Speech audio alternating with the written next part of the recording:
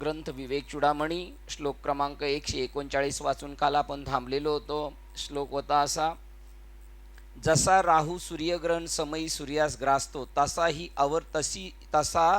आवरण शक्ती अंधकार स्वरूप असते. ती अखंड ऐश्वर्य संपन्न अव्यय शाश्वत एकम अद्वितीय अशा आत्म्यावर आवरण घालते. वास्तविक ती घालू शकत नाही, परंतु कशी घालते त्याच्यासाठी त्यांनी दृष्टांत दिला होता काल जाता जाता, की हिंदू पुराणामध्ये चंद्र ही मनाची अधिष्ठाती देवता मानली जाते. चंद्रग्रहण ना का सूर्यग्रहण? चंद्रग्रहण. हा, हिंदू पुराणामध्ये चंद्र ही मनाची अधिष्ठाती देवता मानली जाते. प्रकाशित करणारा घटक जो सूर्य, तो आत्मा, आत्मतत्व समान मानला जातो. सूर्य तिकडं मध्ये चंद्र आणि त्याच्या पलीकडे आपण. आणि आपल्याला काय दिसतो? चंद्र. त्यावेळेला काय दिसत नाही आपल्याला? सूर्य दिसत नाही. आणि त्यामुळं काय आपल्याला असं वाटतं सूर्याला ग्रहण लागलं किंवा सूर्य झाकला. सूर्य हा कधीच झाकला नाही. आपण मृत्यू लोकात आहे, पृथ्वी तलावर आहे, चंद्रावर लोकावर गेलो आणि तिकडून पाहिलं तर कळेल आपल्याला का झाकला नाही. पण जर सूर्य लोकावरच जर असलं तर त्याला कधीच ग्रहण वगैरे ही प्रश्न नाही. तसं आपण आत्मस्वरूपावरच जर सतत असलो तर मग जगत वगैरे आणि जन्ममरण वगैरे अज्ञान वगैरे काही शिल्लक राहणार नाही. पण त्याच्या खूप लांब राहतो आपण. त्यामुळे मध्ये काय आलेलं आहे? चंद्र आलेला आहे. आणि आपण त्याच्यापेक्षा, सूर्य त्या खूप लांब आहे, त्याच्यामधल्या याच्यामध्ये चंद्र आहे समजा, आणि त्याच्यापासून पण खूप आपण लांब आहोत. चंद्र छोटा आहे, त्याच्यापेक्षा सूर्य मोठा आहे, पण आपण या दोघांपेक्षा खूपच छोटे असल्यामुळे आपण इकडून पाहतो त्यावेळेला आपल्याला चंद्र दिसतो, आणि त्याच्या आतमध्ये आडवा आहे, त्याच्या पुढे जो आहे सूर्य, तो दिसत नाही. तो जसा झाकल्यासारखा दिसतो, वास्तविक तो झाकलेला नाही. तसं आवरण शक्ती, अज्ञान, अविद्या, माया ही परमात्म्याला झाकल्यासारखी दिसते पण झाकलेली नाही. पण कधी झाकल्यासारखे वाटते? जेव्हा मध्ये काय मन येतं, मनरूपी चंद्र जेव्हा मध्ये येतो तेव्हा आत्मा कळत नाही. मन हे पूर्णपणे निखाला संपलं पाहिजे. मन हे अज्ञानाचं प्रतीक आहे. अज्ञानाचं ते सभासत्व त्यांनी घेतलेलं आहे. तो हिंदू पुराणामध्ये चंद्र ही मनाची अधिष्ठात्री देवता मानली जाते. प्रकाशित करणारा घटक जो सूर्य, तो आत्मा, आत्मतत्व समान मानला जातो. वरील उदाहरण आत्मिकदृष्ट्या लागू केल्यास असे म्हणता येईल की जोपर्यंत मन हे मी आणि माझ्यातील आत्मतत्व यांच्या आड येते. कोण आडवं येते? ईश्वर तत्व समजून घ्यायला मन. आणि हे जोपर्यंत आडवं येते तोपर्यंत आत्मतत्वाचे वैभव माझ्यापासून आवृत्त होते, माझ्यापासून ते लांब होते. तमोगुण निर्मित अविद्येचे, सत्यत्वाच्या अज्ञानाचे मन हे व्यक्त रूप आहे. बघा, तमोगुण निर्मित अविद्येचे, सत्यत्वाच्या अज्ञानाचे मन हे व्यक्त रूप आहे. म्हणजे तमोगुणाचं प्रतीक आहे, अज्ञानाचं प्रतीक आहे, किंवा सत्यतत्वाचं अज्ञान म्हणजे सत्यतत्व न जाणलं जातं त्याचं कारण मन हे व्यक्त रूप आहे. मनाच्या अतीत व्हा, मनाच्या पलीकडं जा. मग ते म्हणतात ना, चिंतन चित्ताला लावी मनाच्या मनाला. मग उन्मनीच्या सुखात मनाच्या पलीकडे गेल्यानंतर कळेल. ते म्हणतात ते मनाच्या अतीत व्हा, वैविध्यतेची जाण संपलीच. मनाच्या अतीत व्हा की वैविध्यतेची जाण संपलीच. मग विविधता दिसणार नाही, वेगळेपणा दिसणार नाही, आत्म्यातून आपल्यात भेद दिसणार नाही, परमात्म्यातून आपल्यात जर मन संपलं तर. आत्मतत्वाची प्राप्ती करून घ्या म्हणजे सर्व दुःखे संपतील. काल आपण इथपर्यंत आलेलो होतो. आत्म्याची प्राप्ती झाली का सगळे दुःख संपतील. तेने विना जीवा सुख नव्हे, आपुला तो एक देव करून घ्यावा. आपला तो एक देव केला का मग दुःखाची काही भानगड राहणार नाही. आणि जर आत्मा नाही प्राप्त केला तर मग तेने विना जीवा सुख नव्हे म्हणजे सगळं काय दुःखच राहणार. मग त्यावेळेला आत्म्याच्या प्राप्तीत तर सुख आहे, आणि आत्मा प्राप्त नाही तोपर्यंत दुःख बांधवडी आहे संसार. काल आपण इथपर्यंत आले होतो कारण त्यांना कळालं. ते बघा, ते सुद्धा आनंदित आहे. ते म्हणले आत्माची प्राप्ती करून घेतली म्हणजे सगळी दुःख संपणार. त्यामुळे ते म्हणले अरे वा, मग तर आनंदी आनंद आहे. मग लगेच फटाके वाजायला लागले, आहे की नाही. आता 140 नंबरचा श्लोक वाचतोय आपण. जेव्हा मानवातील तेजोमय अति निर्मळ, काय काय आज गणपती आलेत काय? असं गणपती आले, मग जरा थोडा बंद करा दरवाजा. का असं? हे आता बंद केलं चालेल ना, आवाज येतोय ना आता. का गणपती आल्यावर आपल्याला बघायचं नाही त्यांना म्हणून दरवाजा बंद करायचा? गरम झालंच पाहिजे, त्याशिवाय काम होणार नाही, आहे का नाही? स्वयंपाक कसा होतो, गरम झाल्याशिवाय स्वयंपाक होत नाही. आणि खायला बी कसं पाहिजे मग इकडे बी गरमच पाहिजे सगळं, आहे का नाही? श्लोक क्रमांक 140. जेव्हा मनातील तेजोमय अतिनिर्मळ आत्मतत्व त्याच्या अपरोक्ष अनुभूतीपासून लपवले जाते. बघा कसं अध्याने, जेव्हा मानवातील तेजोमय अतिनिर्मळ आत्मतत्व त्याच्या अपरोक्ष अनुभूतीपासून लपवले जाते. परमात्म्याचं स्वरूप प्रत्यक्ष न कळल्यामुळं ते लपलं जातं. तेव्हा ते अनात्मा आहे असा त्याच्या देहाशी तो अविद्येमुळे मिथ्या तादात्म्य पावतो. जेव्हा आत्म्याचं ज्ञान गायब होतं तेव्हा तो त्याचा आत्मा कशाला समजतो?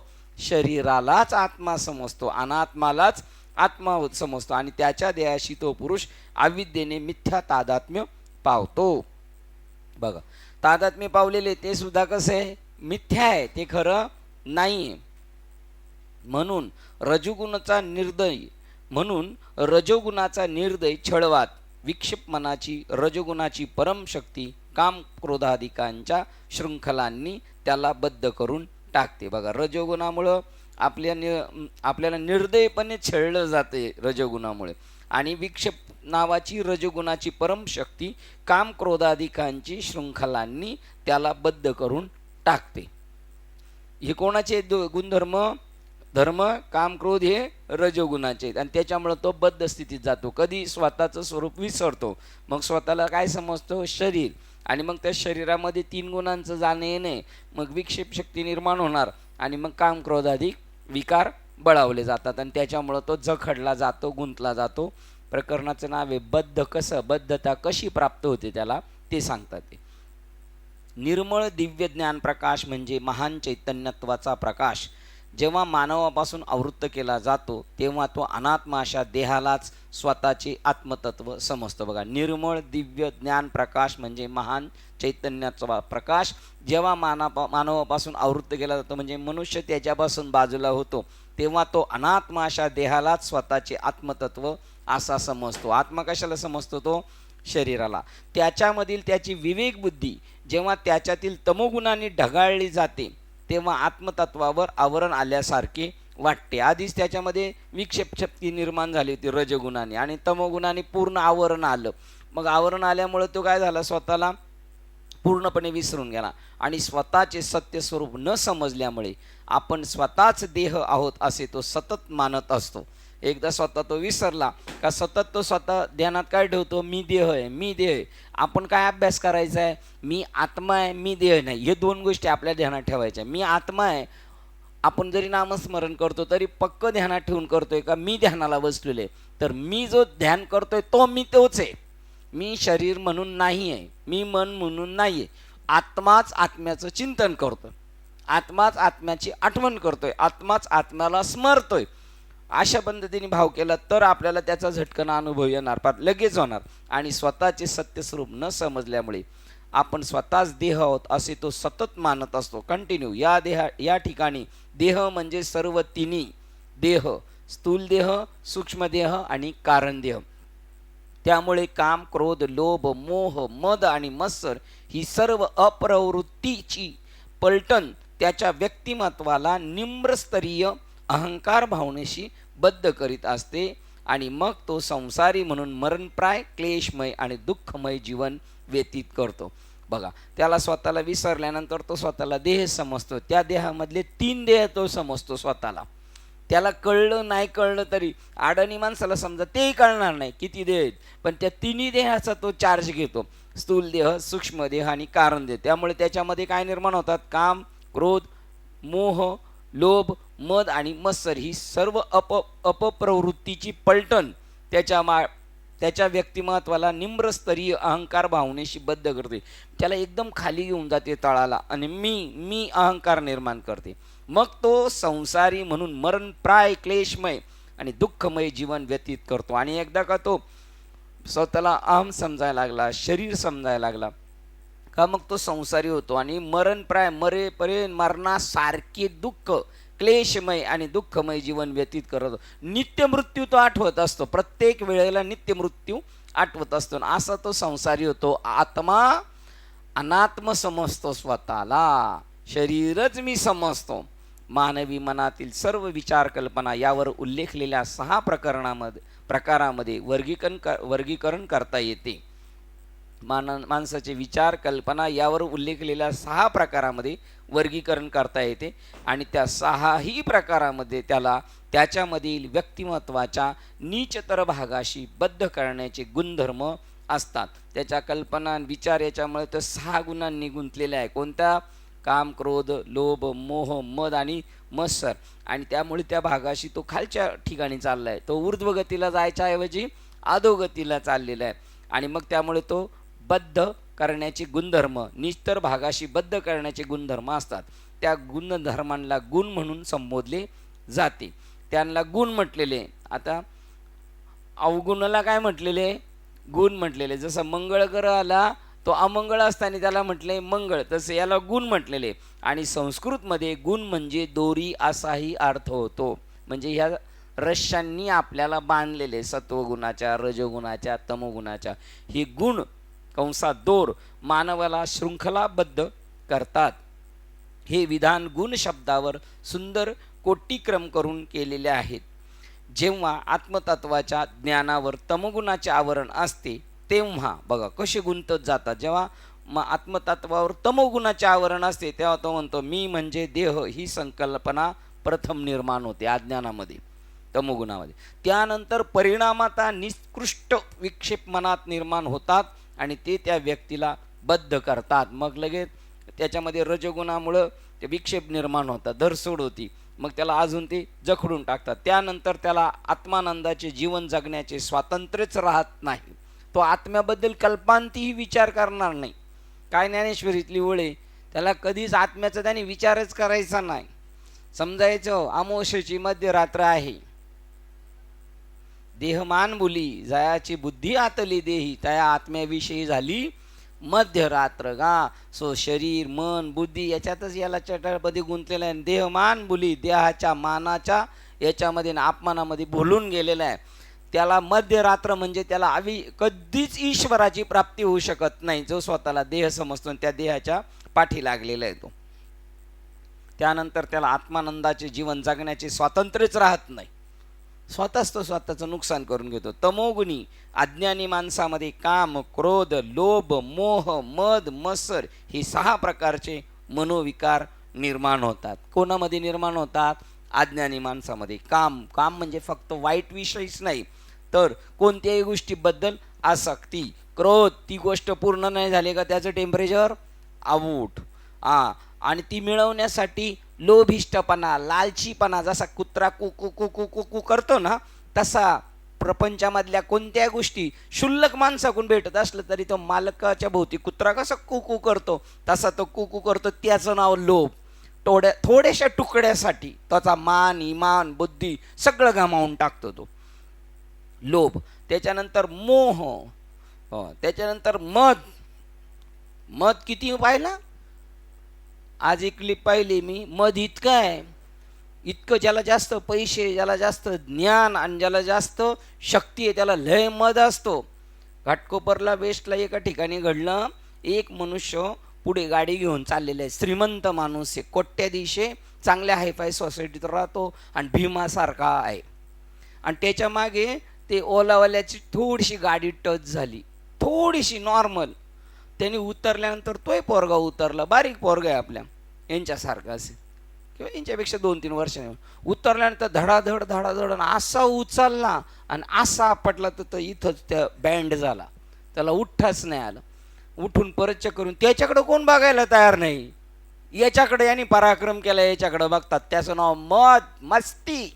आपल्याला मिळालेल्या अधिकाराचा दुरुपयोग, दिलेल्या शक्तीचा दुरुपयोग. एवढा मत चढलेला आहे. आता तो टेन्शनमध्ये आला असेल, ते संपलं पोरग. ज्याला आपटवलं तो गेलो हॉस्पिटलमध्ये, संपला. आता हा जाणार रवानगी. मग त्याचं नाव आहे मत. त्याला लय मस्ती चढते. मग मत्सर, मदाच्या पुढे काय? मत्सर, दुसऱ्याला टाकून बोलणे, दुसऱ्याबद्दल आसक्ती, द्वेष निर्माण करणे, असे 6 प्रकारचे मनोविकार निर्माण होतात. आपण दुसऱ्यावर रागवतो ना, हे त्याचं नुकसान नाही. कोणाचं नुकसान आहे? रक्त जळून जात आहे आपलं. आणि आपलं मिळवलेलं ज्ञान संपलं. काही प्रमाण सांगू शकता ताटीच्या अभंगामधलं? वेळ क्रोधाचा उगवला, अवघा योग फोल झाला. बघा, कमवलेलं आपलं ज्ञान, राग दुसऱ्याचं येऊन नुकसान आपलंय, दुसऱ्यात गुंतणं मोहामध्ये. ती हरणं गुंतली की नाही शिवरात्रीला, सोडला तो बिचारा चांगला माणूस होता म्हणून पारधी, नाही तर मग त्याच्यात गुंतला असता तो, ते संपले असते त्याच्यामध्ये. हे आपण आपल्याला बरं मी म्हणेल चला अज्ञानाला कळालं नाही तर चालेल, पण ज्ञानाला कळालं पाहिजे.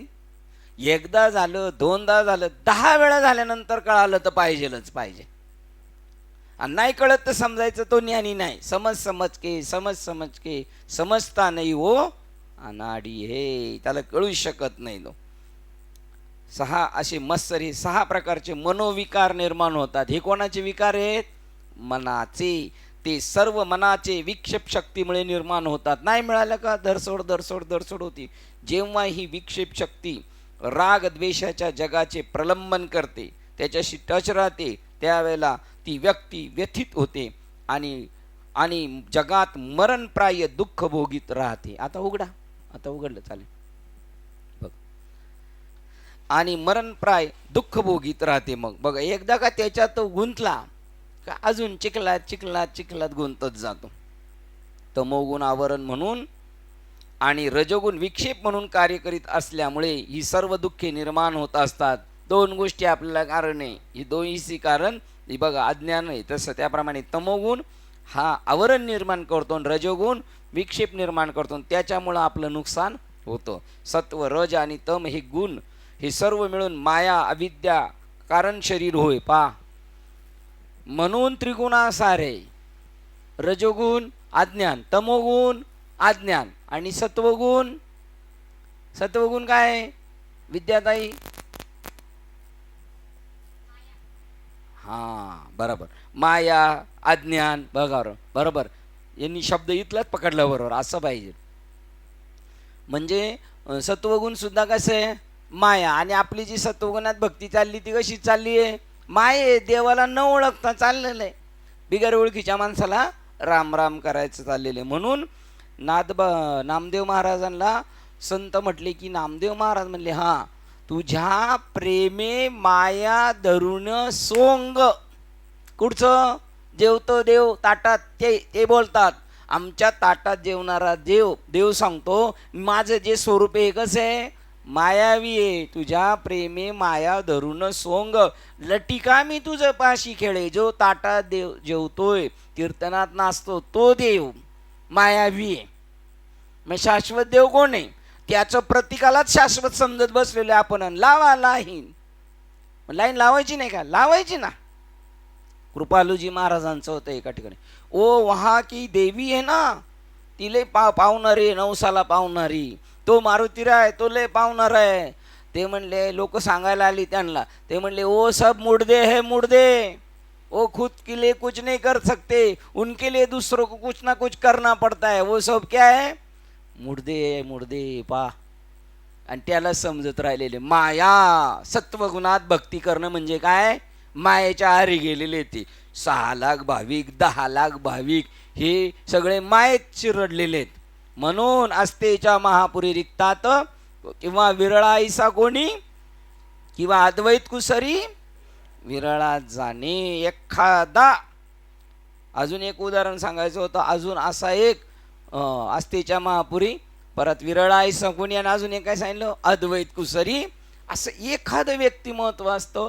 असे एखादे म्हणजे लाखात करोडोत. आणि अशी किती जत्रा आहे इथं जमलेली जगामध्ये, त्याच्यामध्ये असे किती असतील? असे आहेत, आज बी आहेत असे. विरळे म्हणजे असे किती आहेत, त्यांची पण टाकसाळ आहे. पण ते भेटायला सुद्धा आपली पुण्य असावं लागते. बरं, मिळालेलं परत नीट खाता आलं पाहिजे. नाहीतर साखर कारखान्याचे चेअरमन होणार आणि त्यांना काय होणार? डायबिटीस. तसे आपल्याला मिळाले सगळं, पण खाता कुठे येते? आपल्याला नाही खाता येणार. का?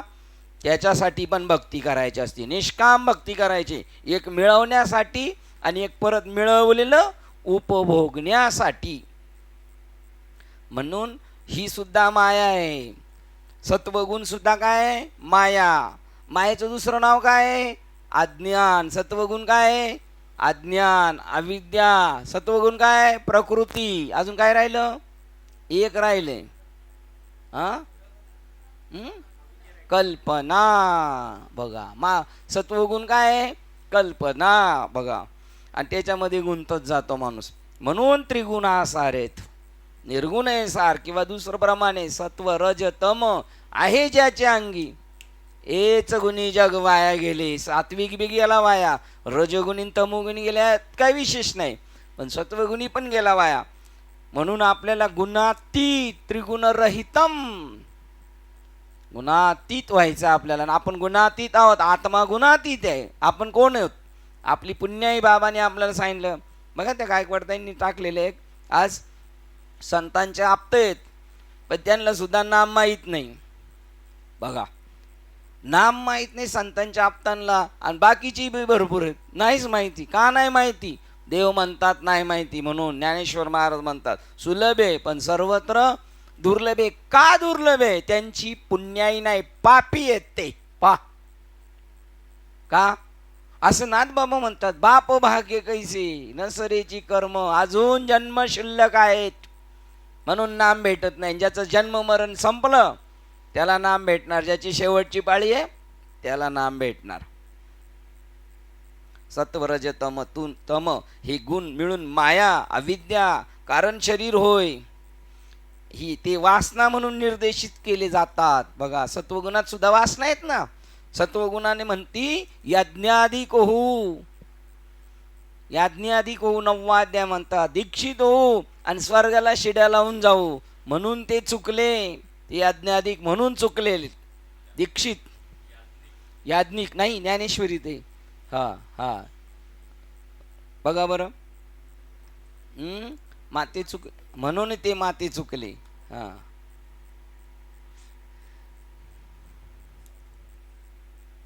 9वा अध्याय कुठे पलटी मारली? हा, ज्या योगी म्हणती यज्ञ करून याज्ञाधिक होऊ आणि स्वर्गाचे उपभोग भोगू गोंडस, आणि म्हणून ते माते चुकले. ते तेवढेच चुकले म्हणले. तेवढं करून जर ते काही सुख नसतं माहिलं ना स्वर्गाला जायचं, तरी मला भेटले असते. ज्या योगी मन प्रत्येक व्यक्तीला आपल्या भ्रांतीच्या जादूने मोहिनी घालते. बघा, मन प्रत्येकाला जादूनी मोहित घालते आणि तिथंच फिरवत ठेवतं. असे ही रहस्य आहे. आणि त्या भ्रांतीने निव्वळ आणि त्या भ्रांती निव्वळ दोषपूर्ण जगात आपले अर्थहीन अस्तित्व टिकवतात. बघा, आणि त्या ज्या भ्रांती आहेत ना, त्या निव्वळ दोषपूर्ण जगात अर्थहीन ऐसे दीक्षित जे सोमप, ते आपणची यज्ञाचे स्वरूप, तीही तया पुण्याचे निनावे पाप जोडिले देखी. बघा, ते पुण्य करायला गेले, ते पाप झाले. परी असो आता प्रस्तुत ऐक या परी दीक्षित, ते स्वर्ग सुखाला गेले, माते याचे तर चुकले, म्हणून ती यज्ञाधिक हो, याज्ञिक हो किंवा याज्ञाधिक हो.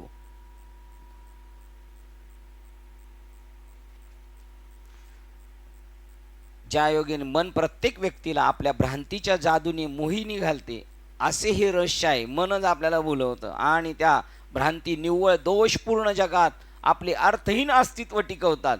त्या दोषपूर्ण जगात आपले अर्थहीन अस्तित्व टिकवतात. त्यालाही काय अर्थ नाही, कारण ते वास्तवच नाही. शिंपलीवर चांदी म्हणून व्यवहार करायला गेलं तर किती पैसे भेटतील? काहीच भेटू शकत नाही. त्या सर्वांना दूर करण्याचा आध्यात्मिक जीवन एवढाच मार्ग आहे. या सगळ्यातून सुटण्यासाठी काय करायला पाहिजे? त्या सर्वांना दूर करण्याचा, त्या भ्रांतीला दूर करायचा आहे, त्या अज्ञानाला दूर करायचं आहे, त्या अविद्येला, त्या मायेला दूर करायचं असेल तर त्या सर्वांना दूर करण्याचा आध्यात्मिक जीवन एवढाच मार्ग आहे. त्या सर्वांना दूर करा आणि तुम्ही काय आहात? अनंत दिव्य ब्रह्म आहात हे समजून घ्या. बघा, हे सगळं मागं सारायचंय.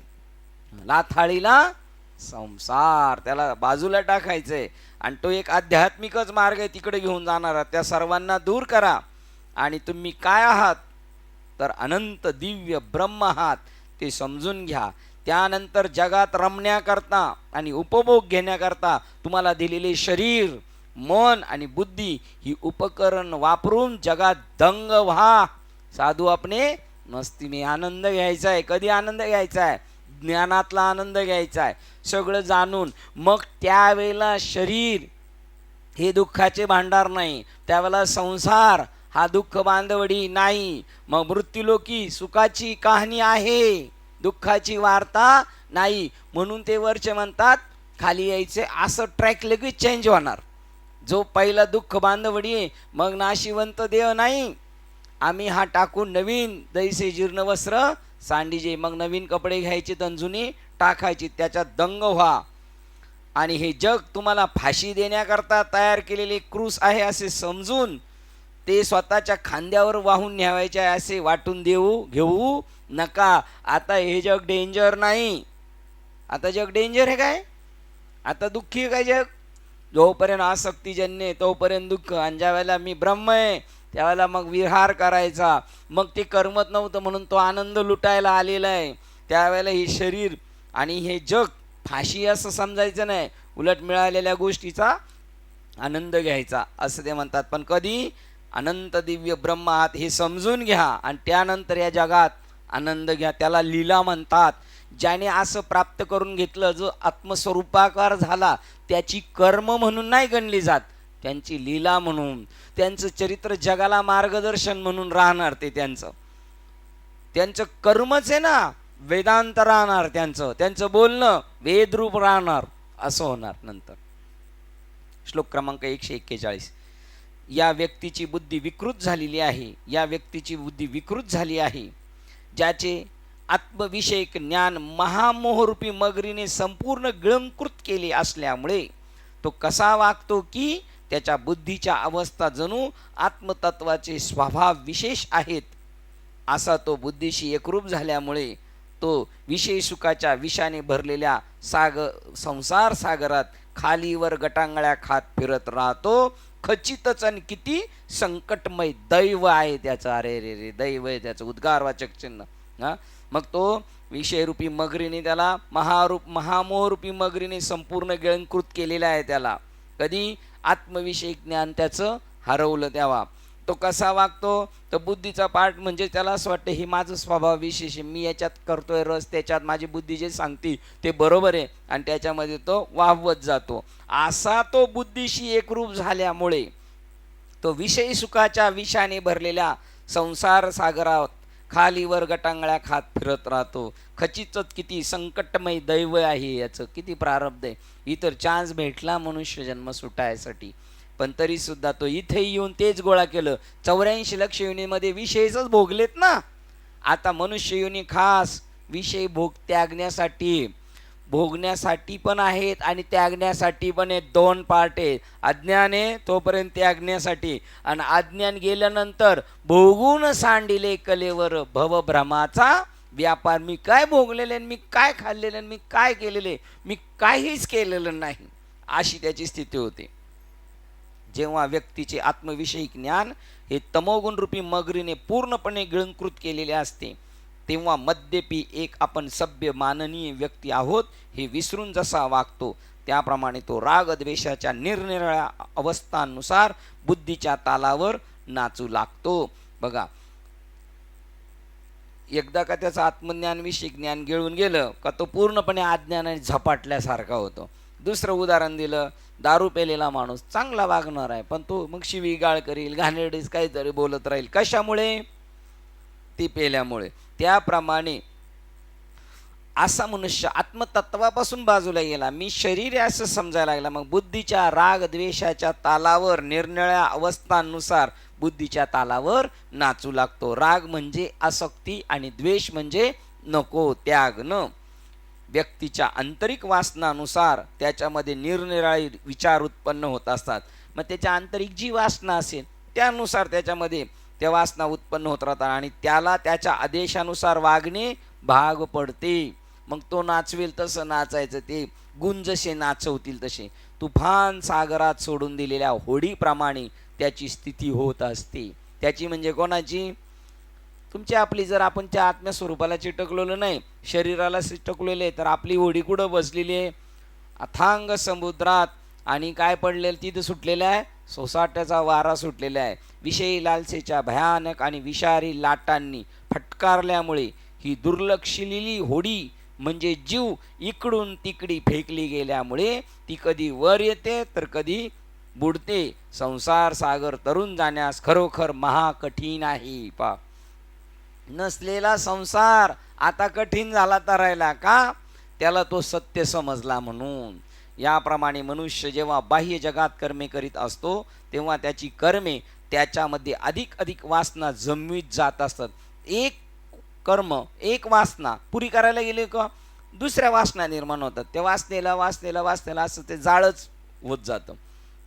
त्यामध्ये अधिक अधिक वासना जमवीत जात असतो.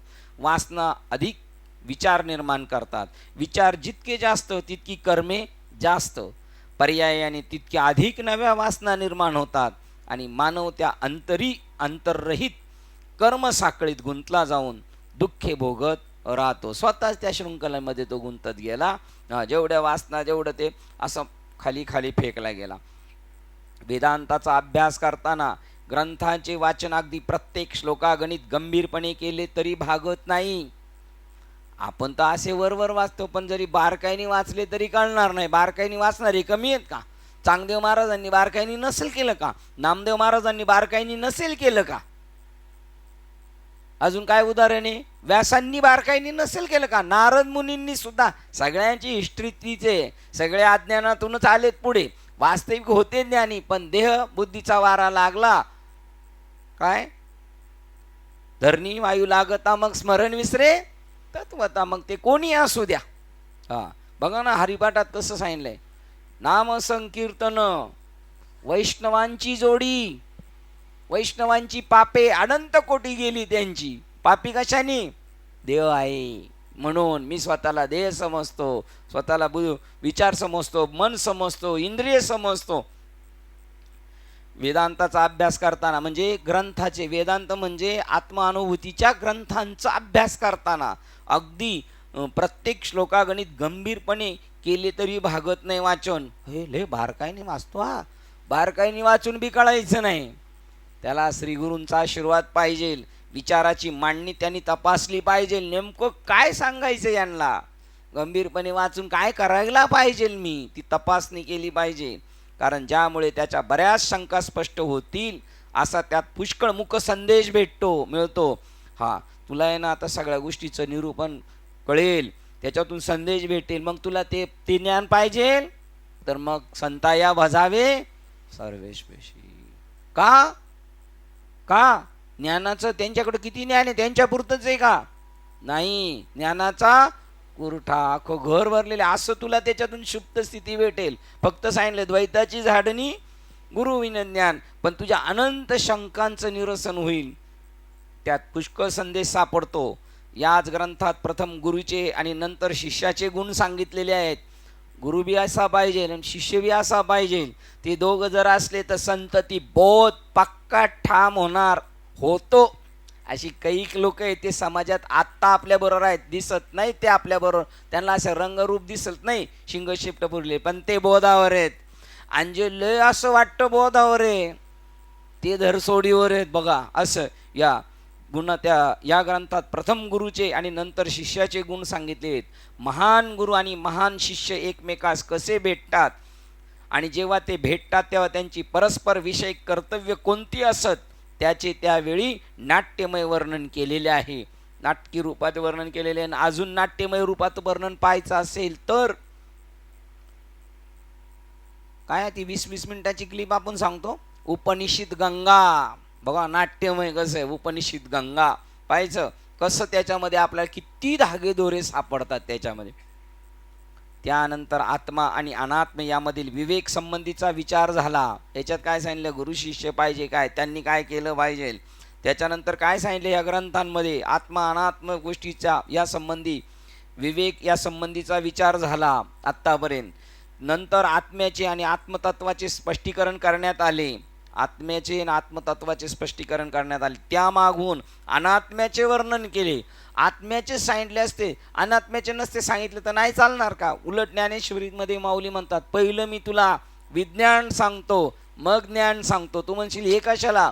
पहिलं ते सांगतो मग हे सांगतो. अनात्म्याचे वर्णन केले. आत्म्याचे स्वरूप आपल्या जाणीवेपासून कसे आवृत्त होते आपण आत्मस्वरूप आहे हे कसं काय बाजूला होतं ते पण सांगितलं त्यांनी. आणि रजतम हे गुण त्या व्यक्तीला कसे अधपतित करतात यावर श्री शंकराचार्य या ठिकाणी ठिकामी या ठिकाणी जोर देतात. बघा तो कसा पतनाला जातो, अधपतन कसं त्याचं होतं.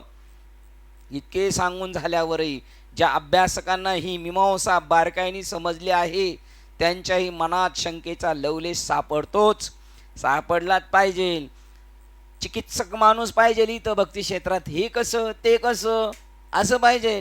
काही काळाला चकवे बाबा एक वाक्य म्हणतात, एक जो निशंक आहे खरोखर त्याला काही नाही सगळं ज्ञान झाले त्याला एक शंका पडत नाही, आणि ज्याला काही कळतच नाही त्याला एक शंका पडतात. हां, याला एकाला पूर्ण ज्ञान झाले त्याला शंका पडत नाही, आणि दुसरी कोणाला शंका पडत नाही, ज्याला काही चाललंय हेच कळत नाही त्याला एक शंका पडत नाही. शंका पाहिजे माणसाला, निर्द्वंद्व निशंक. जर तुम्ही विचारणार, बघा त्या विचारण्याच्या निमित्ताने तुम्हाला आनंद भेटणार. तुम्ही आपण आपल्या मित्रपरिवाराला भेटलो, साधक मित्रपरिवाराला, तरी आनंद आहे, आणि तो एक बहाणा आहे की नाही. सद्गुरु से मिलने का सत्संग ही बहाणा आहे. याच्यातून बाबा हे कसं ते कसं काहीतरी बोलायचंय म्हणून बोलायचंय. अर्जुनाचं सगळं झालं ना पुरं, तरी पण तो म्हणतोय देवालाही ते आवडतं, देव म्हणतो याला सगळं कळालंय तरी हा विचारतोय. पण चला दोघांना त्या संवादाचा आनंद भेटतो. इतके सांगून झाल्यावर ज्या अभ्यासकांना ही मीमांसा बारकाईने समजली आहे त्यांच्याही मनात शंकेचा लवलेश सापडतोच. आपल्या सर्व दुःखामध्ये आपणास आपल्यातील सत्यत्वाची जाणीव नसते. आपण दुःख प्रसंगी विसरतो. आपल्याला का विसरतो आपण? मग बाबाकडे जाऊन काय उपयोग केला आपण? टाइमपासच केला. घरी जरी नीट कामं केली असती ते परवडलं असतं. हां, दुःखामध्ये तर आठवलंच पाहिजे आपल्याला. सुखात समजा उरळून जाईल माणूस, पण आपल्याला प्रत्येक क्षणा गणित आठवलं पाहिजे. तुका म्हणे घडी घडीने साधावी, प्रत्येक क्षणाला रिकामार्ध घडी राहू नकोस. आपल्या सर्व दुःखामध्ये आपणास आपल्यातील सत्यतत्वाची जाणीव नसते. बघा असे म्हटले होते, कारण ते अविद्येमुळे आपल्या दृष्टीपासून अवृत्त झालेले असते. हे कसे असू शकेल? आपण कसं काय विसरतो? आपण तर लय शहाणे, आपल्यासारखं शहाणं नाही कोणी, तरी का विसरतो आपण? कसं काय विसरतो? विसरू शकतो का? 100% किती बिलिंदर असला तर विसरतोस. त्याच्यावर देव काय करतो? भुरळ घालतो. असे म्हटले आहे, कारण अविद्येने आपल्या दृष्टीपासून आवृत्त झालेले असे ही कसे असू शकेल? एखाद्या गोष्टीचे अज्ञान मला घवघवीत गोचर दिसण्याजोगी अशी दुःखे कशी देऊ शकणार? बघा, एखाद्या गोष्टीबद्दल अज्ञान आहे, मला रश्शीबद्दल अज्ञान आहे, तर ती मला दुःख कशी काय देऊ शकतात? देतात ना, कारण कल्पनेने देतात. मग मी ती कल्पना का करतो? कल्पना म्हणजे परत तिची बहीण, फक्त नाव बदलून आली. अज्ञान भाऊ आणि कल्पना बहीण, तिला दुसरी बहीण माया. हां, अजून काय राहिलं? प्रकृती तिसरी बहीण. संपले? हां, भाऊ म्हणलं काय? भ्रम भाऊ, बराबर. हां, अविद्या, बराबर. तुम्हाला अविद्या आठवणार. तुमची तिची चांगली दुश्मनी असणार. यांचं नाव विद्या आहे, म्हणजे सारखी संघर्ष चालू आहे का नाही त्यांचा. एखाद्या गोष्टीचे अज्ञान मला घवघवीत गोचर दिसण्याजोगी अशी दुःखे देऊ शकतात का? रश्शीच्या बद्दल अज्ञान मला दुःख देईल का? देणार, देतय. असा प्रश्न पडतो का? मग मी त्याच्यामध्ये त्या गरखंड्यामध्ये सापडला जातो. पुढील श्लोकात त्याचे उत्तर एका उदाहरणाच्या स्वरूपात सापडते. तेच उदाहरण दिले. दुसरं उदाहरण दिले. सूर्यप्रकाशामुळे निर्माण होणारे ढग जसे त्या सूर्याला झाकून टाकतात, सूर्याच्या तीव्र प्रकाशामुळे पाण्याचे वाफवून ढगात रूपांतर होतं. कोणामुळे ते ढग तिथे गेलेत? त्याचं बाष्पीभवन झालं सूर्यामुळं, आणि त्यांनी कोणाला झाकलं? तसंच माझ्या त्याच्यापासून झालेलं जग, आणि त्यांनीच अज्ञानात त्याला ठेवलेलं आहे. सूर्यप्रकाशामुळे निर्माण होणारे ढग जसे त्याच सूर्याला झाकून टाकतात, आणि आकाशात ज्याप्रमाणे स्पष्टपणे व्यक्त होतात. कोण व्यक्त होतात? कोण व्यक्त होतात? ढग व्यक्त होतात, आपण व्यक्त होतो. त्याप्रमाणे आत्मतत्वापासून निर्माण झालेला अहंकारच आत्मतत्वास सत्यतत्वास आवृत्त करीत राहतो आणि स्वतः सूर्य आणि स्वतः पूर्ण व्यक्त रूपात प्रगट होत असतो. बघा, आत्मतत्वास झाकून टाकतो तो अहंकार, सत्य स्वरूपास तो अहंकार झाकून टाकतो आणि प्रगट काय होतो? अहंकार रूपाने प्रगट होतो आणि तो मिरवत राहतो मग या जगामध्ये. आणि त्यामुळे त्या अहंकारामुळे काय होतं? त्याला सुखदुःख भोगावा लागतं. सूर्यप्रकाश आणि सूर्याची उष्णता नसती तर ढगच निर्माण झाले नसते.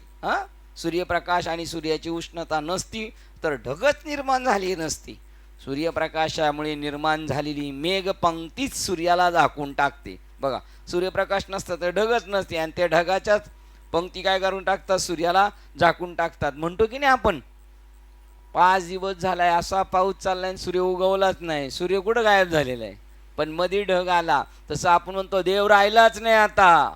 बरं, आपण म्हणू त्यात काही विचार नाही, पण रोज भजन प्रवचन कीर्तन करणारा माणूस बी काय म्हणतो? आता देव राहिला नाही. आता काय आहे? कलियुग आहे की नाही? सूर्यप्रकाशामुळे निर्माण झालेली मेघपंक्तीच सूर्याला झाकून टाकते आणि मात्र स्वतः स्वयं स्पष्ट होते. कोण? मेघपंक्ती प्रगट होतात, स्वतः देवरूपाने प्रगट होतो आणि देवाला झाकून टाकतो सूर्याला. त्याप्रमाणे ब्रह्मातून ओंकारातून निर्माण झालेला अहंकार मी आहे मी आहे असे म्हणत राहतो. अहंकार कशातून निर्माण झाला शिंदे? ब्रह्मातून निर्माण झालेला अहंकार, ब्रह्मातून ओंकारातून निर्माण झालेला अहंकार मी आहे असेच म्हणत राहतो. हे जाणीव तत्व जेव्हा शरीर मन आणि बुद्धी या उपकरणाच्या द्वारा कार्य करते तेव्हा दृश्य भावना विचार या संकल्पनांना कर्तृत्व भोक्तृत्व भावना निर्माण होतो. असं पायरी पायरीने घसरत जातो. पहिला मी अहंकार, मग मी, नंतर शरीर मी, मन मी, बुद्धी मी, त्याच्यानंतर दृश्य पाहतो, मग त्या दृश्याच्या मागे भावनांच्या मागे पळतो, मग विचार या संकल्पांना, मग कर्तृत्व मी केलं कर्तृत्व, त्या कर्तृत्वाचं भोक्तृत्व भावना निर्माण होतात. त्यानंतर हा अहंकार जागा होतो आणि विचारित सुटतो. बघा, तो अहंकार विचारित सुटतो. कुठं आहे ईश्वर? तुमचा देव कुठे आहे? श्रीपाद बाबांनी ते दाखवतात. श्रीपाद बाबांनी ते देव दाखवतात. बघा, कुठं आहे ईश्वर? आणि आत्मा गोचरू होय, आयशी जे विद्या आहे ऐकोनी डोरवा हे विद्वांस जो. बघा, तो विद्वान आहे ना, अर्धवट विद्वान. तो म्हणतो हे सगळं वाचल्यावर कुठं राहिला देव? बघा, आता याशे उलटे सांगणारे जास्त आहेत. देव राहिला नाही, आता देव भेटणं सोपं, आम्हालाच नाही भेटलं तर तुम्हाला कुठं भेटेल? आणि मग तो त्यानंतर हा अहंकार जागा होतो आणि विचारच सुटतो. कुठं आहे ईश्वर? सत्य काय? तो मीच, माझ्याशिवाय दुसरे काय आहे? कृष्णाचं डुप्लिकेट केलेलं कोण होता? तो कृष्णाचं डुप्लिकेट केलेलं होतं. मला कृष्ण म्हणायचं पौंड्रक, अजून त्याचं नाव आहे पौंड्रक, वासुदेव पौंड्रक म्हणायचा तो स्वतःला. बघा, मी कृष्ण आहे. शंख बी खोटा घ्यायचा पळायचा. मग देव बी त्याचं नाटक पुरं करायचं बरं का. देव त्याच्याकडे नोकर राहिला आणि तो म्हणला कृष्ण कशी बासरी वाजवतो मला माहिती, मग याच्याकडं खोटी बासरी ना हा इकडं वाजवायचा आणि लोकांना दाखवायचा मी वाजवतो, है की नाही? आता आपली बासरी बी कोण वाजवतोय? तोच वाजवतो. सत्य काय? तो मीच, माझ्याशिवाय दुसरे काय आहे? या मानसिक अपूर्व विचार घटनेतूनच मानवाची सर्व दुःखे निर्माण होत असतात. बघा, इथे तो विसरून जातो. कसं? आत्मा यांनी खूप ग्रंथ वाचला, 141 पर्यंत, आणि त्या सुज्ञ साधकाला प्रश्न पडला मग आपण का बरं घरकंट्यात सापडतो? त्याचं उत्तर दिलं की आपण पुन्हा पुन्हा पुन्हा देहबुद्धीवर येतो आणि मग त्याच्यातून आपली ब्रह्मस्वरूपाची विस्मृती होऊन जाते. हेच पुढील श्लोकात विस्तृतपणे स्पष्ट केलेले आहे. पुढे आवरण आणि विक्षेप शक्ती, श्लोक क्रमांक 43 आणि प्रकरण आहे 37 आवरण आणि विक्षेप शक्ती. श्लोक क्रमांक 43 वाचतो. कसं तो त्याला भ्रमित करत चालतो. मग तो मनुष्य आत्म्यापासून बाजूला होऊन मी मी का होतो त्याचं उदाहरण देतात. ज्याप्रमाणे आकाशात आभ्रे आली असलेल्या दिवशी सूर्य जेव्हा दाट मेघांनी आच्छादित होतो तेव्हा झोंबणाऱ्या थंडीचा कडाका मानवाला हैराण करतो. बघा थंडीच्या सीझनमध्ये ढग आले आणि मग त्यांनी त्या सूर्याला झाकून टाकलं, थोडी पण उष्णता नाही आणि मग त्याच्यात वारा सुटला आणि मग थंडी वाजायला लागली. सूर्य असतानाच पण झाकळून टाकलं. तशी आपल्यामध्ये आत्मतत्व असतानाच आपला देहांकार मध्ये आल्यानंतर मग ही जसं वारा तसं सुखदुःखाचे वारे सुटले का आपण कडकडू लागतो. थंडीला कडाका मानवाला हैराण करतो.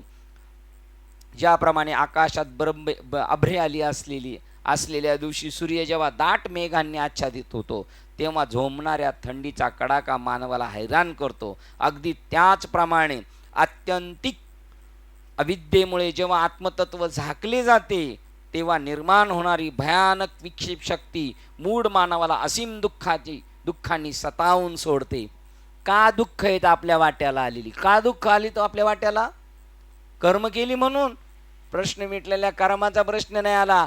आपण स्वतःला विसरलो म्हणून दुःखाचे शेलक्या भागाचे वाटेकरी झालो, म्हणून दुःखाचा शेलका भाग वाटा आला. दिवसाचा नाही, तो वेगळा आहे. योगाची वाटा निघाली का सुबटा, तर दुःखाचाच भागा वाटा आला बघा, शेलका भाग त्याच्या वाटाला. दिवसाचा शास्ता सूर्य असतो दीननाथ. जेव्हा त्याच्यावर ढग आलेले असतात तेव्हा दिवस ढगाळलेला आहे असे म्हटले जाते. प्रकाशाहून हिवाळ्याच्या दिवशी बर्फासारखे भयानक थंडगार वारे पृथ्वीतलावरील प्राणी मात्रास अगदी छळत असतात. जे लोक अशा क्लेशकारक आभाळ असलेल्या दिवसाच्या छायेत सापडत नाहीत ते सुखी असतात. म्हणजे ते कुठं सूर्यलोकावर असतील तर त्यांना काही थंडी वाजणार नाही आणि त्यांचा छळही होत नाही. जे ढगांच्या पलीकडे असतील त्यांना तर त्रास नसतोच, कारण तिकडे काय असतो? सूर्य असतो. तसं आत्मस्वरूपाच्या ठिकाणी असतो त्यांना दुःख नसतं आणि आपल्याला दुःख असतं म्हणजे आपण समजायचं ढगाच्या इकडे येत आपण. पण प्रवचन करताना असं म्हणायचं नाही मी इकडे. प्रवचन करताना काय दाखवायचं आपल्याला? आपण तिकडे आहे. इकडे असून म्हणतो तिकडे, त्याचं नाव दंभ. त्याप्रमाणे ज्या मूढ लोकातील आत्मतत्वाचे ज्ञान तमोगुणाने आवृत्त झालेले असते तेव्हा त्यांना भयंकर विक्षेप शक्तीमुळे निर्माण होणाऱ्या प्रकृतीच्या अनंत प्रकारच्या गांजवणुकी सहन कराव्या लागतात. देवापासून बाजूला झालो का दुःख भोगावं लागतो आणि देवाच्या संगतीत असल्यावर काहीच जाणीव नाही राहणार. परंतु आत्मतत्वाच्या दृष्टिकोनातून आणि ज्यांनी आत्मप्राप्ती झालेली आहे आणि ज्यांना पाहिजे होतं आणि ज्यांना आत्मप्राप्ती झालेली आहे त्याबाबत अविद्या आणि अविद्याजन्य अहंकार केंद्रित व्यक्तित्व याला काहीच स्थान नसते. त्याच्या दृष्टीने अज्ञान आहेच नाही, दुःख आहेच नाही. बघा, अविद्याजन्य अहंकार काहीच नाही त्याच्याकडं. अहंकार नाही, दुःख नाही, अज्ञान नाही. जेव्हा मी पाहणारा, कल्पना करणारा, विचार करणारा या नात्याने अहंकार केंद्रित बनतो तेव्हा अविद्या माझ्या अगदी नजीक असते. मी जेव्हा देवबुद्धीवर येतो तेव्हा जवळ आहे ती अविद्या, आणि मी जेव्हा आत्मबुद्धीवर राहतो तेव्हा अविद्या शिल्लक न राहत. लटिका प्रपंच वांजेची संतती, तत्वज्ञा ही भ्रांती बाधू न शके. जो आत्मस्वरूपावर गेला त्याला ते बंधन नाही. आणि कसं काय नाही? आम्हाला आहे तर तुम्हाला का नाही? चटके नाही. आम्हाला चटके वाजतात आणि तुम्हाला का नाही? तत्वज्ञा ही भ्रांती बाधू न शके. सूर्यबिंबा पुढे काय रिघेल अंधार.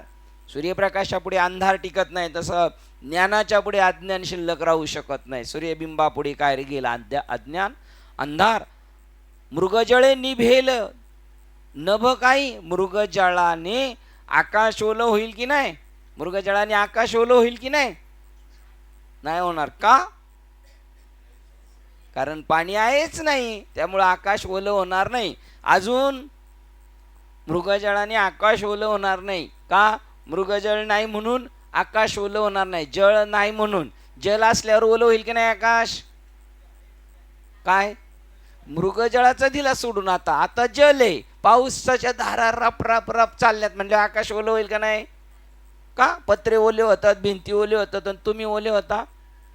त्याला उपाधी नाही, त्याच्यावर कोणत्याही प्रकारचा परिणाम होत, म्हणजे मृगजळातही नाही होत, आणि खरं पाऊस चालला तरी तो ओला होणार नाही.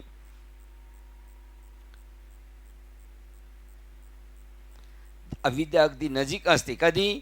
मी पाहणारा, मी कल्पना करणारा, मी विचार करणारा, या नात्याने अहंकार केंद्रित बनतो, तेव्हा अविद्या अगदी माझ्या नजीक असते आणि आत्मतत्व माझ्यापासून दूर असते. म्हणून आपण असे म्हणू शकू की जीव जेव्हा तमोगुणातून प्रतीत होतो तेव्हा त्याला आत्मतत्व प्रत्ययास येतच नाही, जेव्हा अज्ञानातून नाही जाणार.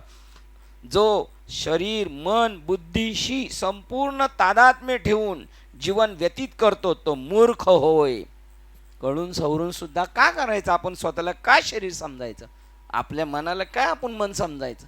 मन आहे, शरीर आहे, बुद्धी. आपली बुद्धी काय चालणार आहे तिथपर्यंत? तिथं शांत पडून राहायचे, बाकी काहीच चालणार नाही. म्हणून त्याला मग शरीर मन बुद्धीशी तादात्म्य ठेवून जीवन व्यतीत करतो तो मूर्ख होय. म्हणून त्याला दृश्य भावना विचार यांच्या अपूर्णतेची दुःखे भोगावी लागतात. बघा, ही आपला सर्वांचा आरसा दिलेला आहे. जगातल्या प्रत्येक व्यक्तिमत्वाचा जो स्वतःला देह समजतो आणि मी आत्मा समजणार असा एखादा क्वचित आहे, हे प्रत्येकाचं सांगितलेलं आहे. पण असं डायरेक्ट आपण एकेकाला म्हणत गेलो असतो तू मूर्ख आहेस, तू मूर्ख आहेस, तर नाही. पण आता आपण सगळे गुमानाने ऐकतोय काय?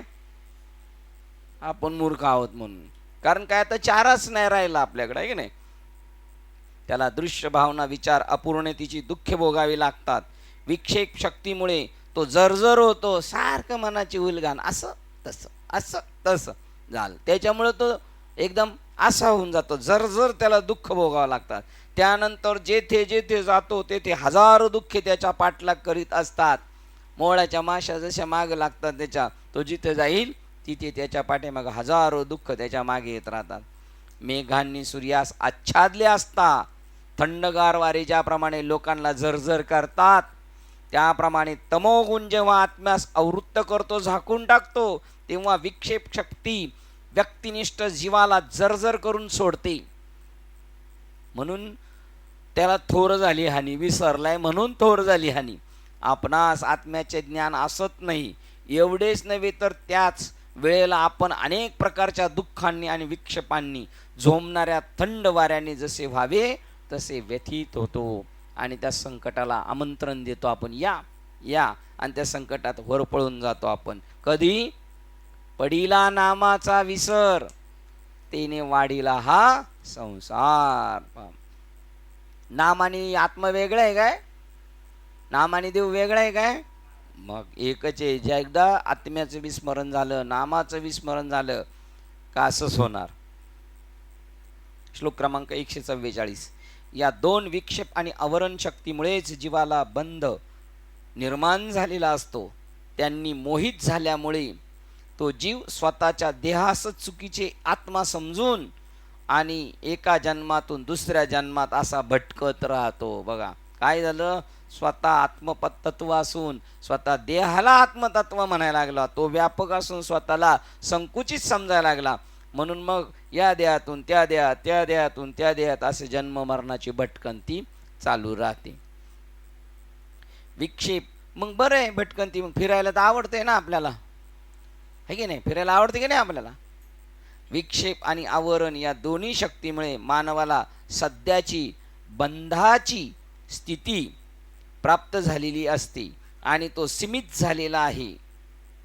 कशामुळं? विक्षेपाने आणि आवरणाने, रजोगुणाने आणि तमोगुणाने. जेव्हा या दोन शक्तीमुळे ती व्यक्ती स्वतःच गोंधळात टाकते. कोण कोणाला गोंधळात टाकतं? आपणच आपल्याला, आणि स्वतःची फसगत होऊ देते. तेव्हा आपण स्वतःच देह आहोत, स्थूल सूक्ष्म कारण असे देह आहोत असे ती समजते ती व्यक्ती. सामान्यपणे प्रत्येकजण, ती व्यक्ती म्हणजे सामान्यपणे प्रत्येकजण स्वतःच आपण स्थूल देह आहोत असेच समजत असतो. पुढं बाकीचं एवढं त्याच्या डोक्यात नाही सूक्ष्म, कारण तो स्वतःला देह समजत असतो, दिसतोय एवढा. भावनाप्रधान माणूस स्वतःला भावनिक व्यक्तिमत्वाचा समजेल. आधुनिक बुद्धिवादी पुरुष स्वतःला बुद्धिनिष्ठ समजेल. याप्रमाणे ते सर्वजण आपापल्या शारीरिक, भावनिक आणि बौद्धिक गरजा पुऱ्या करीत गोंधळातच वावरत असतात. प्रत्येक व्यक्ती, बघा हे सगळे गोंधळात, प्रत्येक व्यक्ती आपल्या विशिष्ट संभ्रमात वागत असते. इतकेच, इंजिनियर आहे, मी डॉक्टर आहे, मी अमुक आहे, तो त्या प्रत्येकजण आपापल्या याच्यामध्ये भ्रमात वागत असतो. अशा तऱ्हेने ते सर्वजण मूळ माणसाप्रमाणे एका ठिकाणाहून दुसऱ्या ठिकाणी, एका काळातून दुसऱ्या काळात, एका प्रकारच्या जीवनातून दुसऱ्या जीवनात, जन्मापासून मृत्यूपर्यंत एका जन्मापासून दुसऱ्या जन्मात फिरत राहतात. अरे रे रे, ते सुद्धा अविरत. म्हणजे काय? सारखं चालू आहे त्याचं. हे घटिका यंत्र परिभ्रमेगा, सारखं चालू आहे. आता आपण ठरवलेले आपल्याला त्याच्यात जायचं नाही, म्हणून आपली धडपड चालू आहे, म्हणून आपण इथं आलेलो आहे. आपण सांगतो यांना भाऊ आम्ही आता प्रयत्न करतोय, आहे की नाही. श्लोक क्रमांक 145, प्रकरण 38, बंध निरूपण. बंध निरूपण कशामुळे? बद्धता प्राप्त झाली, बंधनात पडला, त्याचं निरूपण. अविद्या ही संसाराचे बीज आहे. संसार कशातून जन्माला आलाय?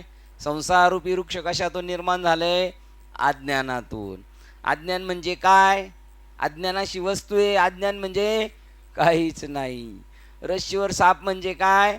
अज्ञान. येईल का त्याची सिद्धता करता? रश्शीची सिद्धता करता येईल, सापाची येईल का सिद्धता करता? ज्ञान झाल्यानंतर.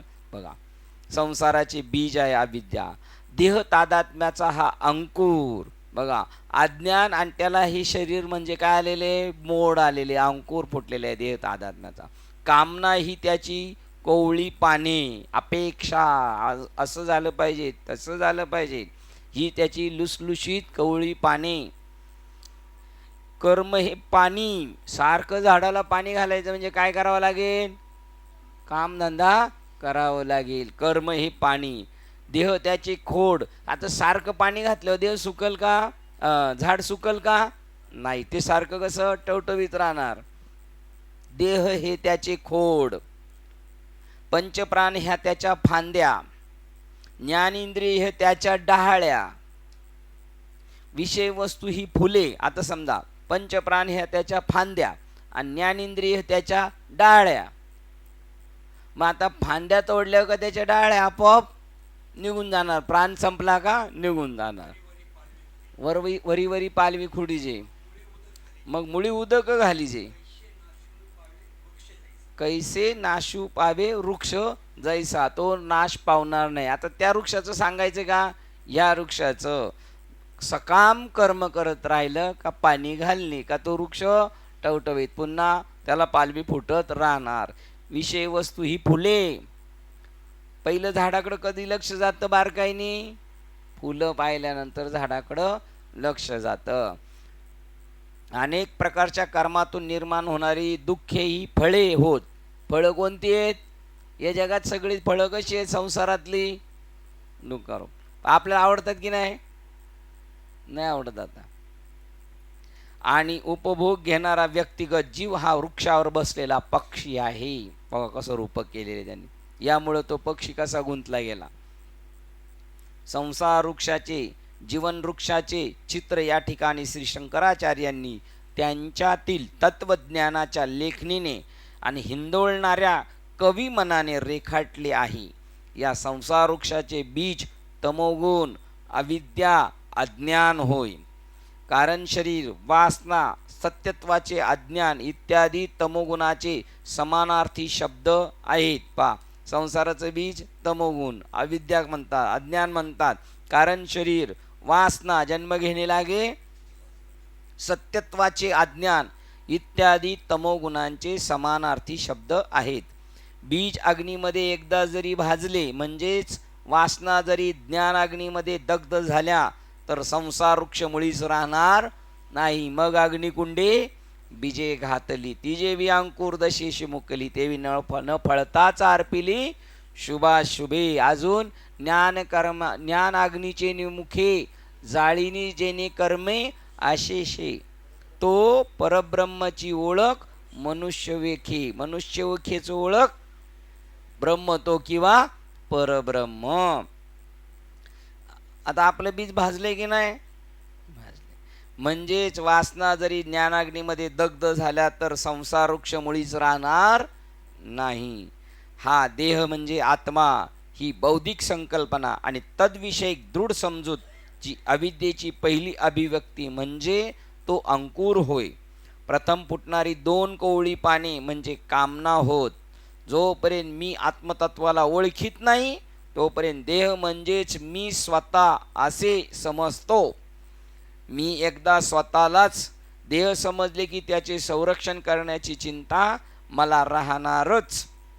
मला जे पाहिजे, मला हे पाहिजे, मला ते पाहिजे, अशा रीतीने सर्व प्रकारच्या कामनांना सुरुवात होते. कामना 2 तऱ्हेने व्यक्त केल्या जातात, एक राग आणि दुसरा द्वेष. आसक्ती आणि द्वेष ही 2 पाने. या पातळीवर सुद्धा वृक्षाची वाढ अंकुराचा नाश करून झाडाला पाणी देण्याचे बंद करून थांबवता येईल. एवढं जरी वाढलं तरी काय? कोणती 2 पानं थांबवली तर? राग आणि द्वेष ही जर 2 पालवी थांबवली, यांना जर कट करून टाकलं तरी तो संसार वृक्ष आटेल. तैसे राग द्वेष जरी निमाले मग ब्रह्मीचे स्वराज्य आले. ते शांत झाले का? ब्रह्मस्वरूप. आणि ते उफाळले का? संसार सुख आहे की नाही, संसार दुःख. तुम्हाला काय सांगायचं होतं? तुम्हाला काहीतरी सांगायचं होतं, तेच सांगायचं होतं. आम्हाला तेच पाहिजे होतं. म्हणजे आपण एकाच गाडीत येत सगळे. बरं, यांना सांगायचं नव्हतं का? यांना सांगायचं होतं, पण म्हणले हे सांगतात तर आपण गप्पचून राहू, आहे की नाही. सगळ्याच सगळ्यांनी सांगितलं तर चेवरा होईल. सगळ्या चेवरा माहिती आहे का तुम्हाला?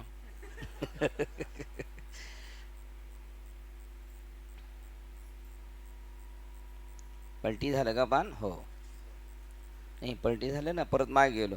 ही 2 पातळीवर सुद्धा वृक्षाची वाढ अंकुराचा नाश करून किंवा झाडाला पाणी देण्याचे बंद करून थांबवता येईल. राग द्वेष निमाले का ब्रह्मस्वरूपाचं राज्य प्राप्त होईल. इथे सुद्धा एवढा जरी वृक्ष झाला तरी कट करता येईल.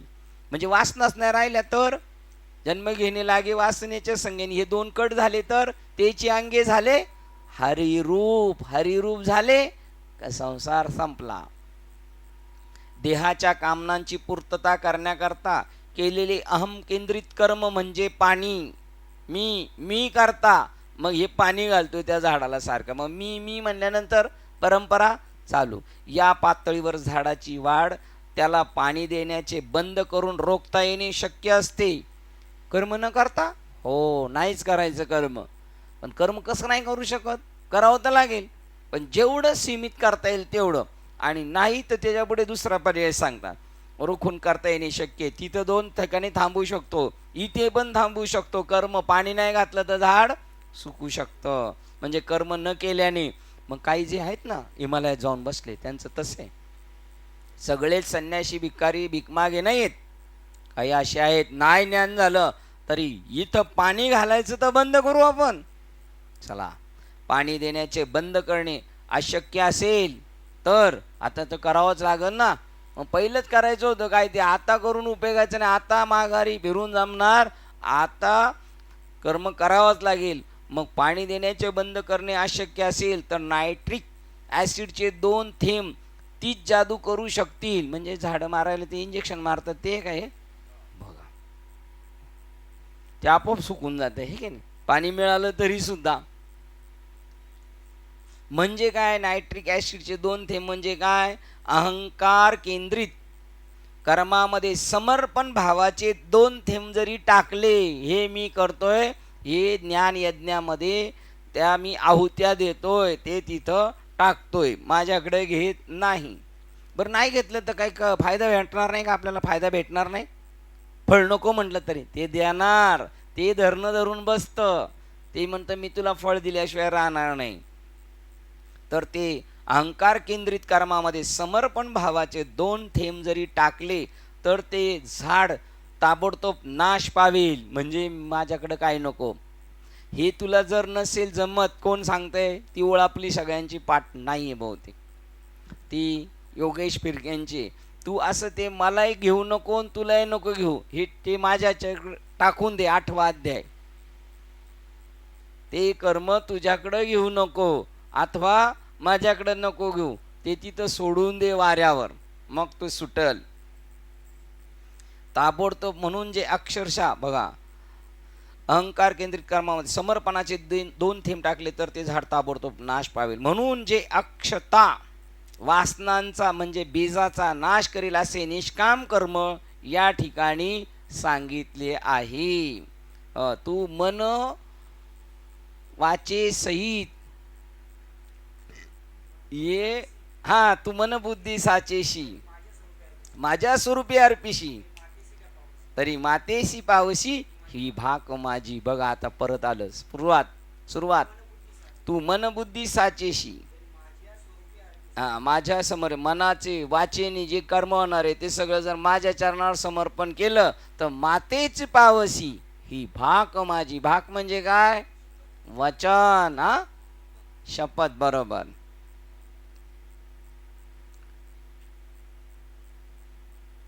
वृक्षाचे खोड देह होय. बघा, निष्काम कर्माने याला थांबवू शकतो आपण. वृक्षाचे खोड देह होय. कामना प्रेरित होऊन आपण जर कर्म केले तर झाड फोपावते, आणि निष्काम भावनेने केलं तर सुक्त.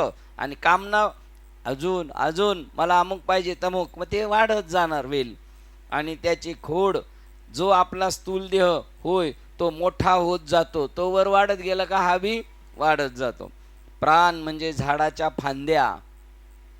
प्राण संख्येने 5 आहेत. प्राण, अपान, समान, व्यान आणि उदान. फांद्या जशा झाडाचे खोड पोचतात त्याप्रमाणे जीवन कर्माच्या या 5 प्रमुख शाखा देह आणि देहकर्मे चालू ठेवतात. कोणते? पंचप्राण. ज्ञानेंद्रिय म्हणजे वृक्षाच्या डहाळ्या आणि त्या पंचप्राणावर अवलंबून असतात. फांद्या जर काढून टाकल्या तर डाळ्या राहू शकत नाहीत. बघा, काय? ज्ञानेंद्रिय राहू शकत नाही. जर प्राण कट करून टाकला, लाईन कट, का सगळं अंधार. ज्ञानेंद्रिय थांबली. जेव्हा प्राण सोडून जातात तेव्हा इंद्रिय त्यानंतर कार्य करू शकत नाहीत. इंद्रियांचे 2 प्रकार आहेत, ज्ञानेंद्रिय आणि कर्मेंद्रिय. बाह्य जगातून प्रेरणा स्वीकारणे आणि त्या प्रेरणेनुसार प्रतिक्रियात्मक कर्म करणे या वैशिष्ट्यपूर्ण कर्मावर ही नावे पडली आहेत. विषय वस्तू ही फुले होत. लक्ष वेधून घेण्याची त्यांची नेहमी प्रवृत्ती असते. कोणाची? फुलांची, विषय वस्तूंची. जशी प्रत्येक डहाळीला फुले लागतात तसे प्रत्येक इंद्रिय विषयाची स्वतःची अशी विषय वस्तू असते. विषय वस्तूचे वर्गीकरण प्रत्येक रूप, रस, गंध, शब्द आणि स्पर्श याप्रमाणे त्या त्या इंद्रिय गोचर विषयानुसार असते. प्रत्येकाला ती फुलं आहेत आणि ती आपल्याला तिकडं ओढून घेतात, लक्ष केंद्रित करतात. अहंकार केंद्रित मनाने निरनिराळ्या मनोवृत्तीने केलेल्या कर्माच्या, अहंकार केंद्रित मनाने मी करता आणि मग त्या मनाने निरनिराळ्या मनोवृत्तीने केलेल्या कर्माच्या असंख्य प्रकारामुळे निर्माण होणारी दुःख म्हणजे वृक्ष फले होत. बघा, ती झाडं आणि फळे आहेत. मी करता. मग ती मनोवृत्ती काय बी करू शकते. चांगले कर्म करील, वाईट. चांगलं केलं तरी तो गुंतणार आणि वाईट केलं तरी गुंतणार. चांगलं केलं तर स्वर्गाला जाणार, वाईट केलं तर नरकाला जाणार. आता नरकाला जाणं वाईट आहे, स्वर्गाला जाणं वाईट आहे का चांगले आहे? शिंदे साहेब, शिंदे बाबा, थोडं मागे होते तुम्ही आता चालेल. वाईट झाले का नाही? नरकाला जाणं वाईट आहे, स्वर्गाला जाणं वाईट आहे का चांगले आहे? वाईटच आहे. काय बात आहे. स्वर्गाला जाणं बी वाईट आहे म्हणतात. कारण कसं? तर ते म्हणतात लोखंडाची बेडी काय, सोन्याची बेडी काय. सोन्याची बेडी काय हलकी आहे का? कसं किलो, कसं चाललंय सोनं? भावाचं नाही, काही नाही. हा, बेडीचे जेल तो जरूर आहे. हा, हे जेलमध्ये आहेत. इंद्रादिक देव कुठे आहेत? जेलमध्ये आहेत. आणि आपल्याला चान्स दिला, सुटायचं का गुतायचं? सुटायचं आपल्याला. आता आता पक्क ठरले ना आपलं. मग पक्क ठरलेले. आता आता आता माघार घ्यायची नाही. जेव्हा व्यक्ती एखाद्या विषय वस्तूमुळे आकर्षिली जाते तेव्हा वस्तूच्या अस्तित्वाची जाण प्रथम नेत्रेंद्रियाकडून होते. प्रथम तो ती वस्तू जवळ बाळगण्याची इच्छा करतो. पहिलं पाहिल्याबरोबर ही पाहिजे वस्तू का चालला. नंतर तिचा उपभोग घेण्याकरता तो वखवखलेला असतो. त्या क्षणी तो कर्मेंद्रियाने कर्म करतो आणि मग क्रिया प्रतिक्रिया सुरू होत राहतात. यांनाच विषय वस्तूच्या पुष्पापासून निर्माण झालेली कर्मफळे म्हणतात. ज्या गुणानुसार कर्मे होतात त्यानुसार ती अनेक प्रकारची असतात. ही त्रिविध प्रकार म्हणजे सात्विक, राजसी आणि तामसी होत. बघा, राजसी कर्मसुद्धा, सात्विक कर्मसुद्धा शृंखलाच. याप्रमाणे निर्माण, तुम्ही म्हटले तशी बेडीच, याप्रमाणे निर्माण होणारी सुखदुःखे. पण येडे काय म्हणतील? येडे सोन्याची बेडी आहे, काय हरकत आहे मग? नाहीतरी लोकांनी कोणी गळ्यात बेड्या घातल्यात, कोणी हातात घातलेले, कोणी बोटात घातलेले आहेत. याप्रमाणे निर्माण होणारी कर्मफळे नेहमी दुःखदायक असतात. ज्ञान झालेल्या माणसाला हे आवडणार नाही. त्यांनी जर कानात घातले तर तुळशीचे मणी घालेल, हातात घातले तर काय करील? तुळशीचे मणी घालेल.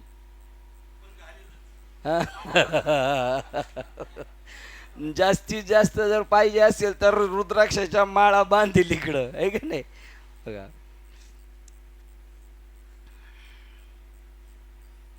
आवड नाही राहिली पाहिजे कशात आपल्याला, ती लालूच आहे.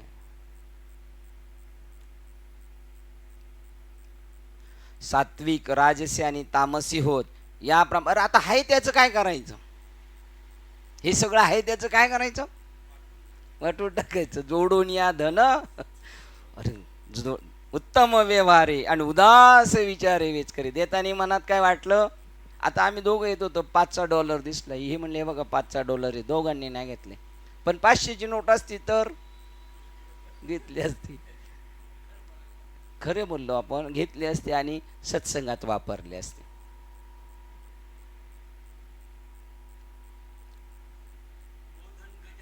गोधन, गजधन, बाजधन और रत्न धन की खान, जब आया संतोष धन निष्फल धूल समान. बघा, संतोष धन आलं का सगळी धूळ, धन कशी आहे? धुळीप्रमाणे. तुकाराम महाराज काय म्हटले? येर वित्त तुमचे, येर वित्त तुमचे धन ते मज मृत्तिके समान, माती समान आहे. अजून माणिक आणि पाषाण, सोने रुपये आम्हा मृत्तिके समान. आणि माणिक आणि पाषाण खडे जैसे. माणिक माहिती आहे तुम्हाला? नको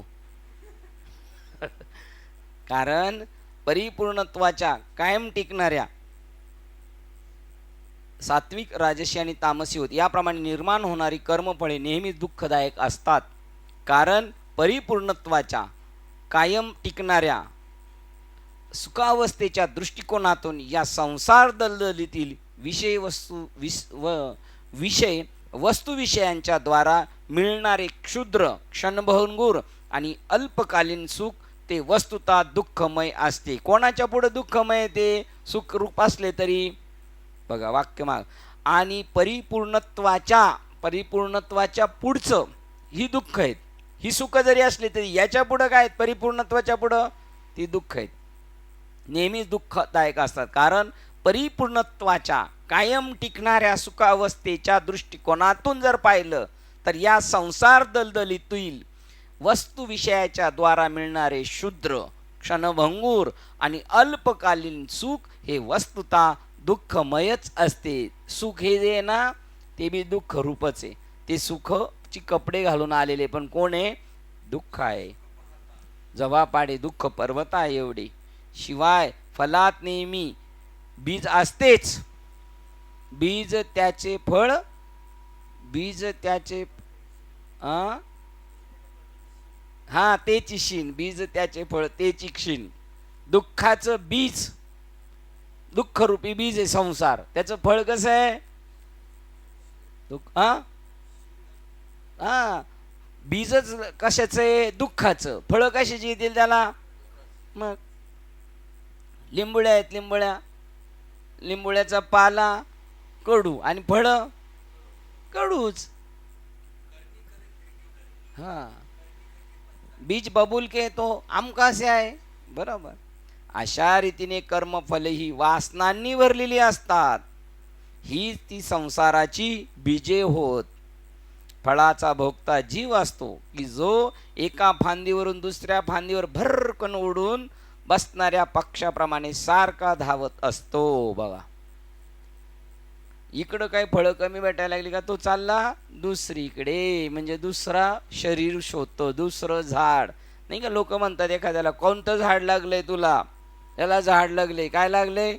भूत लागल्याशिवाय काय? ऐवजी काय म्हणतात? याला झाड लागलेले. काय म्हणायचं होतं तुला? येलकरला माहिती आहे ना तुम्हाला झाड लागले. तिकडे त्यांच्याकडे जास्त झाड लागतं काय? भूत अलग आणि झाड अलग.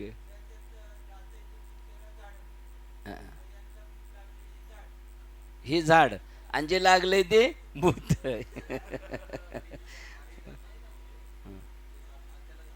असं. हा म्हणजे यांच्यात घुसलं ना ते भूत, आणि ज्याच्यात घुसलंय, जे घुसलंय ते भूत, आणि ज्याच्यात घुसलंय ते झाड. कळलं ना? घुसलं ना डोक्यात. हे एवढं अवघड आहे. झाड आणि भूत म्हणल्यावर हे किती अवघड झालं. तिकडं दोघींचं काय चाललं काय माहिती, तिकडं आम्हाला नाही सांगायचं वाटतं. अंगात येतं ते वेगळे गे. झाडाला त्रास नाही कधी होते. हा हेलकर गायब झाले. एक झाड त्याला अधिक काल उपयुक्त. बघा, जीवाची कुठे आलं? भगभक्ता जीव आहे तो एका फांदीवरून दुसऱ्या फांदीवर भुरकून उडून बसणाऱ्या पक्षाप्रमाणे सारखा धावत असतो. फळांना भोगता असल्याखेरीज फळे धारण करणाऱ्या वृक्षांची कधीच परिपूर्ती होत नाही. खाणारा पाहिजे तर वाढणाराला आनंद वाटेल ना. मग झाडं फळं कधी देतात? उपभोग घेणार आहे. उपभोग घेणारा म्हणला मी चाललो निघून, काय हे शरीर पडलं निचेष्ट, ह्या झाडाला काय किंमत आहे? मग हे झाड फळ द्यायचं बंद करतो, आणि ही झाडाची फळं कमी पडली म्हणून तो दुसरं झाड शोधायला जातो. शरीर जीवाची म्हणजे व्यक्तित्वाची, फळांना भोगताखेरीज फळे धारण करणाऱ्या वृक्षाची कधीच परिपूर्ती होत नाही. जीवाची म्हणजे व्यक्तित्वाची पक्ष्याशी तुलना केली आहे. जीवाला पक्ष्याच्या जागेवर पकडलाय, कारण पक्षी झाडावर बसतो, फलांचा उपभोग घेतो आणि त्याच वृक्षाच्या छायेत विश्रांतीही घेत असतो. तसा जीव फळाचा उपभोग घेतो, याच झाडावर राहतो आणि आराम बी कुठं करतो? जीवात्मा याच कुडीमध्ये आराम करतो. एक झाड त्याला अधिक काल उपयुक्त नाही असे वाटल्यास तो जाऊन दुसरे झाड शोधतो. त्याप्रमाणे आपणापैकी प्रत्येकातील व्यक्तिमत्व जीव प्रत्येक पूर्वदेह त्यांच्या उत्क्रांती करता अनुपयुक्त ठरताच एका देहातून दुसऱ्या देहात वेळोवेळी फिरत राहतो. आपल्याला अनुभव आहे हा स्वतःला. आपण बी अशी झाडं बदलत आलेलो आहोत. निरनिराळ्या प्रेरणेमुळे घडलेल्या निरनिराळ्या कर्मातून निर्माण होणारी कर्मफले भोगणारा पक्षी निरनिराळ्या प्रेरणेतून आतून आपल्याला प्रेरणा मिळते, निरनिराळी कर्म घडतात आणि त्या निरनिराळ्या कर्माची निरनिराळी फळे भोगणारा पक्षी म्हणजेच हा जीव होय. विषय वस्तुरूपी पुष्पांना ही फळे लागत असतात. कोणत्या फुलांना फळं लागतात? विषयरूपी वस्तू, विषय वस्तुरूपी फुलांना त्याचंच रूपांतर नंतर कशात होतं? त्या फुलांचं फळात होतं. बरोबर ना? ही फुले ज्ञानेंद्रियारूपी झाडांना येत असतात. झाड मोडे बीज होय, बीज मोडे झाड होय, अशी चालू राहते ही परंपरा. या डहाळ्या शारीरिक क्रियांच्या म्हणजेच प्राणांच्या फांद्यांना फुटतात आणि या फांद्या देहरूपी खोडातून बाहेर पडतात. देह वाढतो, तो त्याला कर्मरूपी पाणी मिळते. म्हणून सुरुवातीला राग द्वेष ही दोन कोवळी पाने फुटली होती.